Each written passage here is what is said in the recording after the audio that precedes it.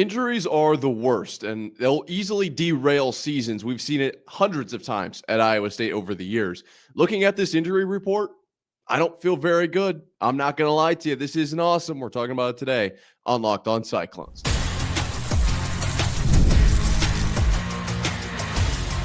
You are Locked On Cyclones, your daily podcast on the Iowa State Cyclones, part of the Locked On Podcast Network, your team every day.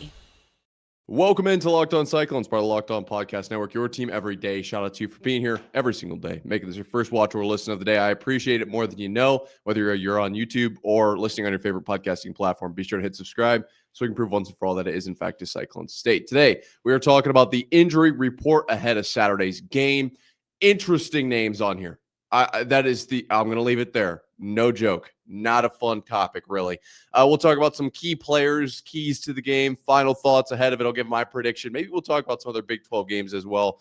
Who knows? Let's have some fun on this Friday. But first, this episode is brought to you by Mazda. Like our players, we sweat every detail because when you make every move count, pulling off the unexpected is only the beginning. Stay tuned later for highlights in this week's Moving the Game Forward. Mazda, move and be moved. Now, the injury report came out kind of at a weird time relative to recording the past few episodes. And so I ended up not catching it. And now we're getting the second rendition of this injury report, which is good and bad. We're kind of skipping out on the initial reactions, but we have learned a little bit more. And yet at the same time, we've learned absolutely nothing.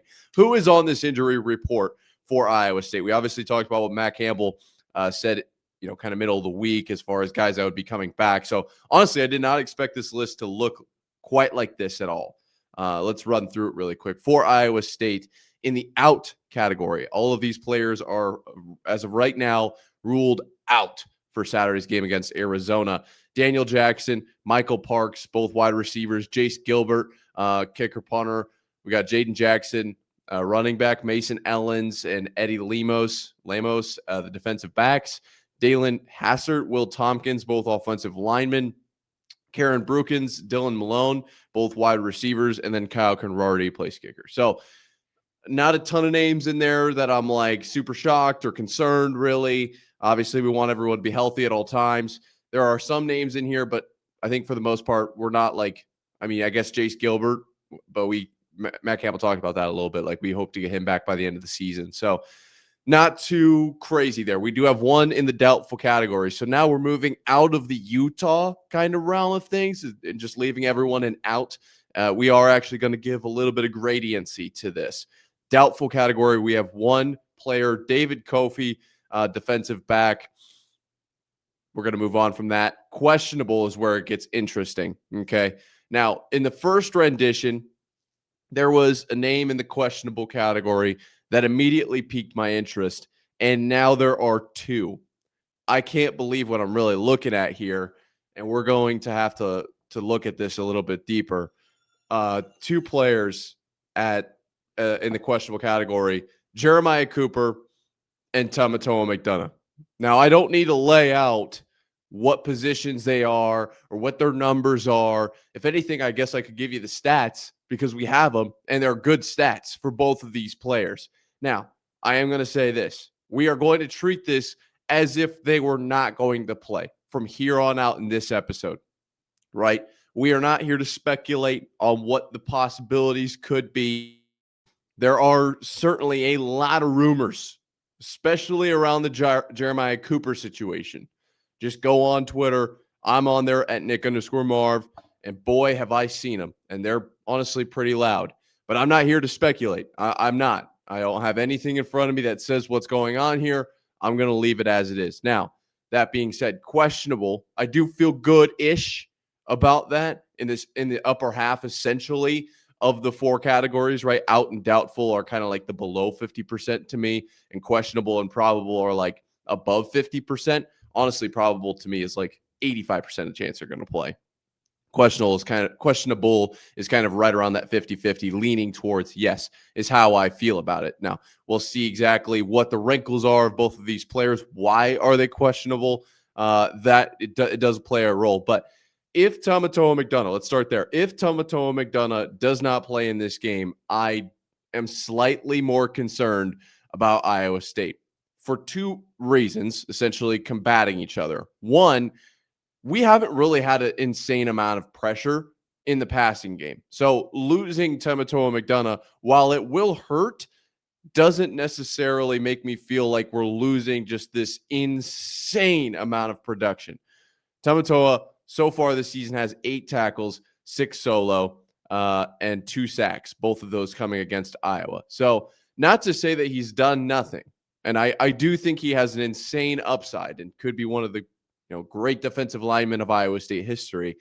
But we just haven't really seen it kick in thus far. Now, I also understand that stats aren't everything for defensive line. Okay, I completely get that.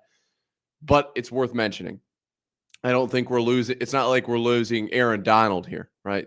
Or trying to think of the guy from the Browns. I can't remember it off the top of my head. It's early. But you know what I'm saying here. So that one, it does concern me because I think that we're losing a little bit of run stuffing ability. We are losing, obviously, depth, but we're not necessarily losing the most insane numbers at the defensive line position. Jeremiah Cooper, however, I am a little bit more concerned about if we were to miss him for this game and potentially moving forward. Obviously, tackles wise, kid's got 6 solo, 9 total, 3 passes defended, and an interception. The interception against Iowa. Dog, I guess is how it should come out. I have no doubt that Jeremiah Cooper is one of the best players on this team. And not to say that Tamatoa McDonough isn't. I'm not necessarily pitting them against each other, but I do think that Jeremiah Cooper makes a very large impact, especially on this secondary, a unit for Iowa State that it kind of needs it. I don't feel like we have the depth at secondary that we do on the defensive line. That's just me personally, okay? I do think we'll see a few more snaps from Trey Bell if we don't get Jeremiah Cooper in this game. That, we're going to have like Marcus Neal. I think sounds like Patton, sounds like John Tez will be good to go. I do think we'll see more Trey Bell in this one, just relative. We've seen him a little bit, obviously, the huge pick against Arkansas State, but I think more so maybe than other times. Surges could see a big change or potential. Who knows? I just don't love the Jeremiah Cooper situation, especially if it's long term. I don't feel super cozy about that one. The Tamatoa McDonough, we could probably adjust. I don't know about Jeremiah Cooper. I think secondarily we need him for sure because Iowa State secondary is good. It's been pretty good through the air, especially, but the aggression coming downhill, like I said, Jeremiah Cooper with 9 tackles, 6 solo. That's tough to find. It is. You go down to Surges has 7. So that's not terrible. Total, 7 total, 5 solos. I mean, it's not like we got a major drop-off, I guess, but I just don't love it. I don't love it, personally. Finishing out the injury report here, I don't really feel like it's worth a whole lot because they are probable. And like I said, 85. To me, it's like an 85% chance they're going to play. Carson Willich, Aiden Flora, John Klosterman, Nick Reineke, and Gabe Burkle all in the probable category. So those are encouraging names. Those are very encouraging. I especially think Willich and Klosterman are going to be probably the 2 biggest. Aiden Flora is electricity in a bottle. The man is unreal. So much fun to watch, actually. And then Gabe Burkle coming back too. So we are getting a lot of players back, but I had to bring to light Jeremiah Cooper and Tamatoa McDonough. I don't feel great about either of those names. And like I said, we're not here to speculate. We're literally just looking at what's on this here. Right around that 50-50, maybe a little bit better than 50-50 is how I interpret questionable. I just want to know what Tamatoa McDonough is going through. I want to know what Jeremiah Cooper is going through. Is this going to be a long-term thing? Matt Campbell, I thought this was going to maybe make things clearer. I don't really feel like I know what's going on at all. I'm actually slightly less informed in some ways. Not always, but in some ways. So let me know what you think. How big of an impact will this have on Iowa State football in the comment section down below or at Nick_Marv on Twitter. Let's talk about some key players. Obviously, these guys probably are questionable to be in the game. They're going to be key. But what about the ones that are going to play? We'll talk about that coming up here in just 1 second. This episode is brought to you by Mazda's, moving the game forward. For those who believe it's not just about playing the game, it's about redefining it. There are moments that do more than put points on the board. They move crowds, move culture, and keep moving the game forward. This week's moment that moved the game forward, we're going to go way back to Arkansas State because I think in the bye week, that's a relatively reasonable thing to do. Trey Bell with the interception felt like it was just a win for the Iowa State program as a whole. There were a lot of great plays in that game. Don't get me wrong. But that interception, it just felt like it had a little bit more gravity to it. It really felt like somebody clutched up for Iowa State, made a big-time play that I don't think anybody was really expecting, and that's what set it apart for me. When you follow what moves you, the unexpected is only the beginning, and just like there's more to every highlight, there's more to a Mazda vehicle. Mazda, move and be moved. There are obviously going to be key players in Arizona, Iowa State, the first of which, Rocco Becht. We'll talk about him. We'll probably talk about Noah Fafita as well. We're here at Locked On Cyclones, part of Locked On Podcast Network, your team every day. We're going to talk some key players. We're going to kind of just preview this game a little bit. This is going to be a decent, you kind of know a little bit of this, but let's refresh on some level. Key players for Iowa State. Right now, I've got Rocco Becht, obviously. Carson Hansen-Abusama, obviously. At the wide receiver position, I think Xavier Townsend is going to be kind of a key player in this one. Obviously, Brett Eskelson, I think, has the ability to kind of, I don't want to say blow the top off this defense, but be the long shot, be the guy who stretches the field for Iowa State. And I do think that that's really important.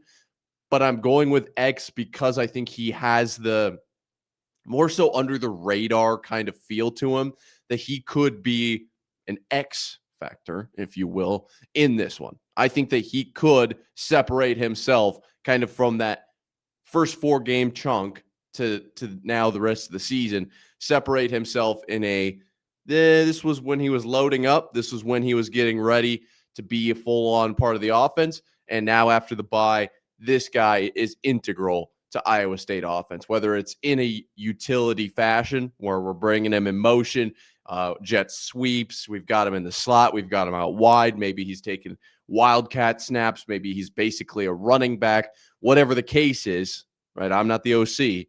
Shout out Taylor Mauser. But whatever the case is, I think we start to see him used a little bit more in this one. The term key player implies that he needs to be used. That's not what I'm saying. I do think Iowa State has talent at wide receiver to the point where it's not necessarily make or break. But I think that if Xavier Townsend is used to his maximum ability, Iowa State is much better for it. So I think that's a key player, right? Like, why would you leave talent kind of just sitting around, quote unquote? Use it, put it on the field. So I've got X in that category. Burkle and Bramer are going to be enormous. Obviously, I'll be very interested to see what personnel groups they come out in. How often are they not necessarily on the line, but out wide? I think inside about the 30, we start to look at tight ends being the field stretchers, quote unquote, for Iowa State, which is always kind of nice. It doesn't really line up with what we've seen. Honestly, it kind of is more going towards Dom Overby in that, like, just inside the alumni section, like 20 to 30 yard range when we're taking shots to the end zone. It kind of have to get inside the 10 to use the tight ends more. But I would like to see, let's hit that 6-7 frame from the 30. Maybe we don't get in the end zone. We can get down to the 5 or whatever the case is. That's just my thoughts. I don't know. I think that they'll be huge in this game nonetheless, but inside the 30 is where we have to be scoring touchdowns. If we're getting inside the 30 and we're not scoring touchdowns, I don't know if Iowa State wins this game. Like, you have to score there.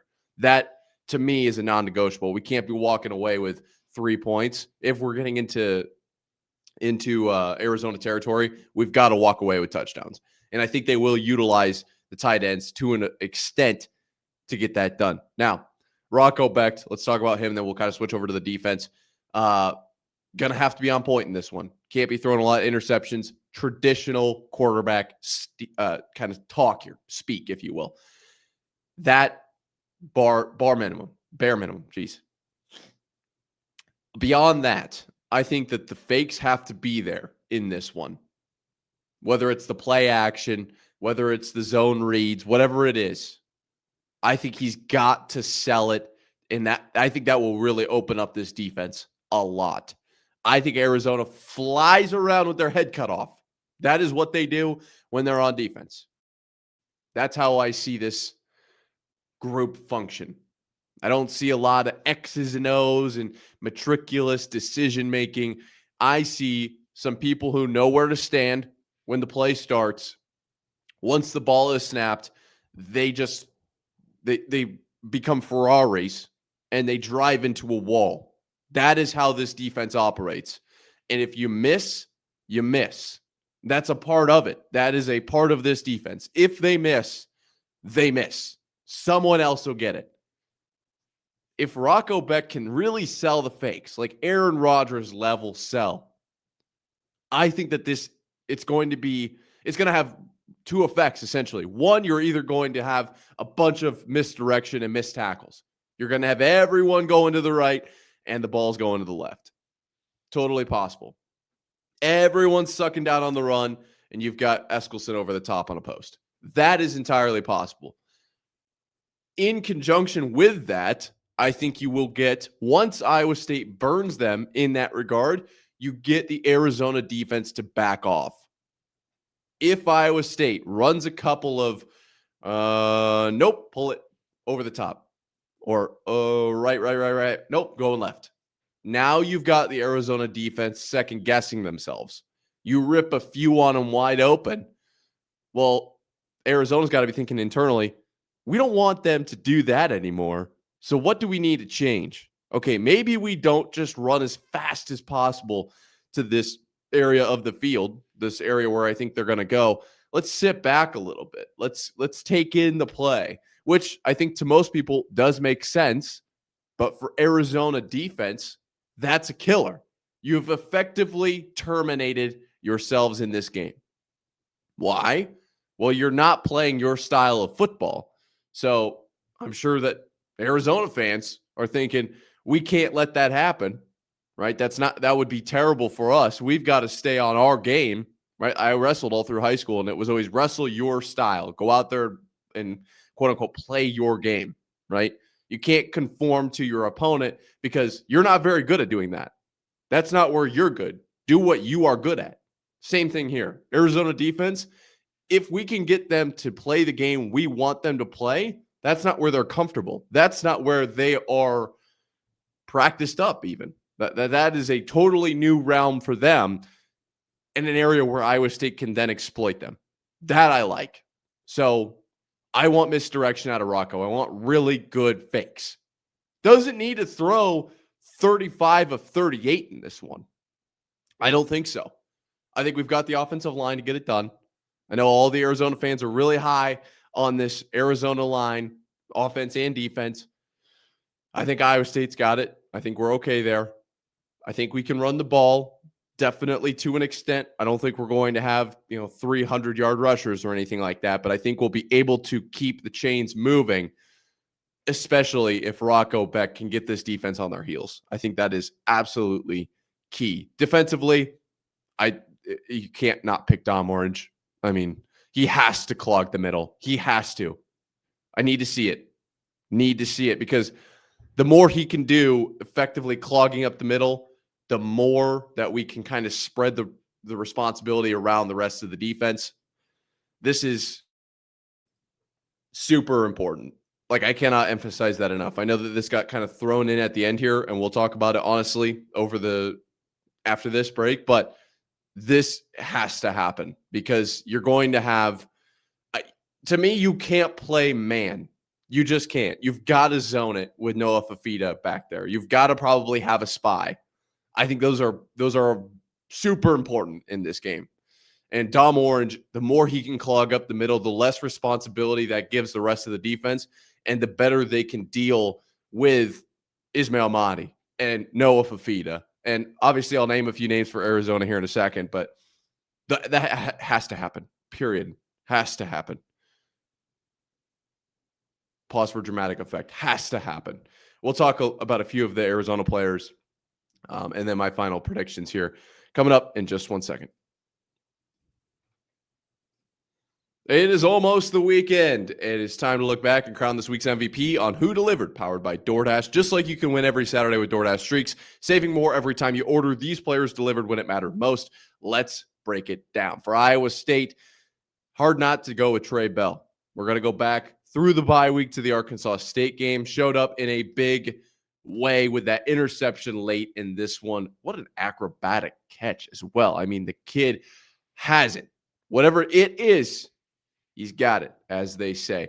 The kid went up, brought that ball down, and I think subsequently brought Iowa State the win because of it. Just like Trey Bell delivered for Iowa State, DoorDash delivers your Saturdays. And with DoorDash Streaks, you can save every Saturday you order. Stack it up all season, and you could save up to $250, including $100 in DoorDash credits. Order this Saturday. Keep the streak alive. Fuel your game day only with DoorDash. Terms apply. Promo period through 11/18. Today's episode is also brought to you by 5 Hour Energy. Caffeine just got a flavor upgrade. 5 Hour Energy shots deliver tasty caffeine in 17 bold flavors. Each 2-ounce shot packs the caffeine of a premium 12-ounce cup of coffee, plus B vitamins and nutrients with zero sugar and zero crashes. What I love most is how portable they are. Big taste, tiny shot. You can take it anywhere and get that boost you need. I have been eyeing this limited time flavor, 17 total flavors, tasty caffeine in 17 flavors. This is the perfect one. This is the perfect opportunity to seize it and go become energized, as they say. Enough with the boring, flavorless caffeine. It's time to give your caffeine a flavor upgrade with 5 Hour Energy shots. Get the favorites you love or be bold and try something new in store and online at www.5hourenergy.com or Amazon today. Iowa State taking on Arizona. A lot of wrinkles to this one. And I'm going to be honest. I know that this is like 20 minutes in. So if you're still here, shout out to you. Hit subscribe down below. I probably should have set this up right at the front. This is a very good game. Like, we've been talking about this game in a weird light. It's like coming off the bye. We're like Arizona here, Iowa State. What are we doing? I don't think it's come across from me how awesome this game is going to be. So I wanted to take a second and clarify here on Friday. I think this game is going to be electric. This is going to be a fun game. That being said, we will get to my prediction here in a second. A couple players for Arizona that are going to be integral, I think, to this game. Just wanted to throw them out here before we move on to kind of like final thoughts. Obviously, Noah Fifita. The stats don't reflect that he is a running quarterback. They just don't. I think he has 37 rush yards on the year, and Rocco Becht has 48. So you would basically say that they're right, kind of around the same, maybe more so Rocco Becht. I think Noah Fifita is a big threat to Iowa State as in the running category. And we've seen Iowa State struggle against running quarterbacks. Obviously, last game, I guess not last week, last game against Arkansas State, probably more so than any other. But Avery Johnson as well. Mark Gronowski, when his legs got rolling, I thought we were in serious trouble. And I'm not even joking about that. I think it was right after the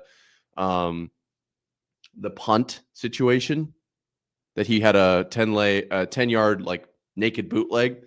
And that was my oh no, if they figure that out, we could be cooked. That could be a problem. They didn't. Iowa State won that game 4-0. But look out. Noah Fifita going to be a key, obviously, to this one for Arizona. Genesis Smith and Dalton Johnson on the defensive side, I think, are going to be kind of make or break for Arizona.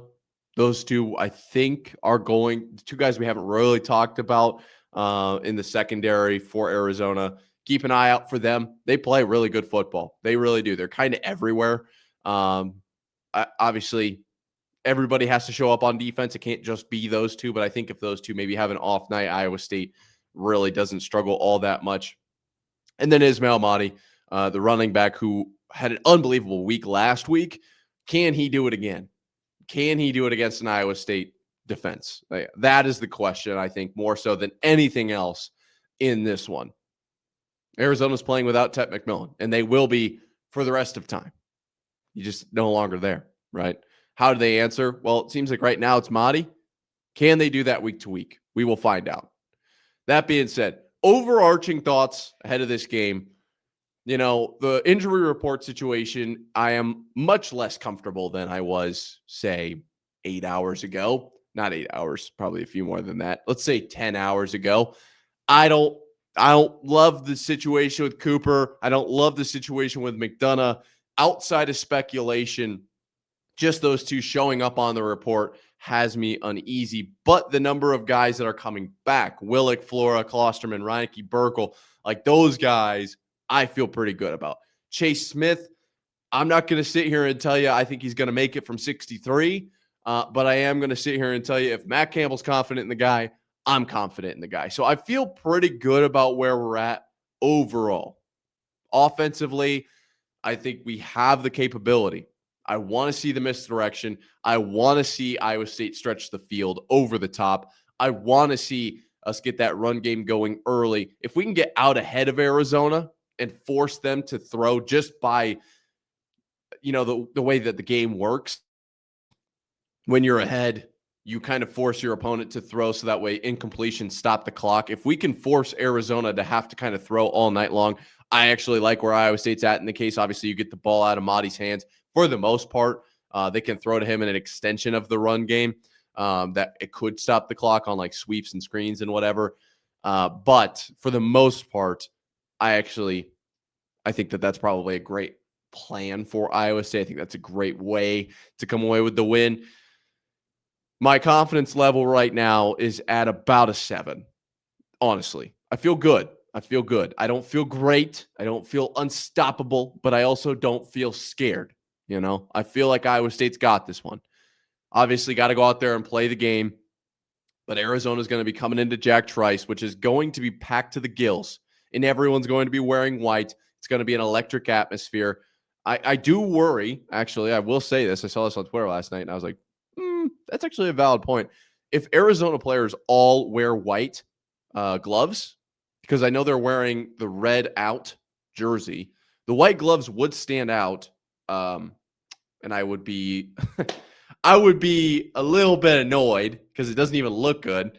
But if Arizona wears the white gloves, that could be a problem for Iowa State because of the amount of holding penalties that Arizona effectively earns, quote unquote, especially on the offensive line. So keep an eye out for that. I don't think it's necessarily it's not a game breaker. It's just worth throwing in here in the final minutes of preview before this game goes down. Just something to watch for. I mean, if Arizona, every single player is wearing white gloves, just know we're about to get held the entire game, and there's nothing we can do about it. Nonetheless, Jack Trice is going to be bumping. It's a night game. Nobody's sleeping through this one. Everyone will be there, and it will be loud. Can Arizona handle that? That is a fair question. I don't think Mark Gronowski could handle Ames. And I know that Iowa fans are not going to be in support of that concept. They do not love that idea. But I truly don't think that Mark Gronowski could handle Ames. Can Arizona? We'll find out. We will find out. My score prediction, I'm going to go Iowa State 28, Arizona 20. Just my guess. I do think I want to go more. I just don't know how confident I am in Iowa State scoring more than 28 points right now. Maybe we go 31-20. Is that fair? 35-20? Is it 35? Is it 34? Let's go 34. 2 kicks from Chase Smith go through. That's my prediction. 34-20. 2-touchdown win for Iowa State. There's a chance they blow this game wide open and win it 50-10. I think it's not out of the realm of possibility. There are going to be games this season where I would say that will not happen. But I think they hold Arizona down 34-20. I don't hate that. I do not. I think I'm going to go with that. Shout out every single one of you guys who made it to this point in the episode. You guys are the best. Let me know what your score predictions are down below in the comments or at Nick_Marv on Twitter. Tweet at me. I love building this whole community deal. Twitter is really cool. Twitter is really neat. That being said, until next time, Cyclone fans, sayonara.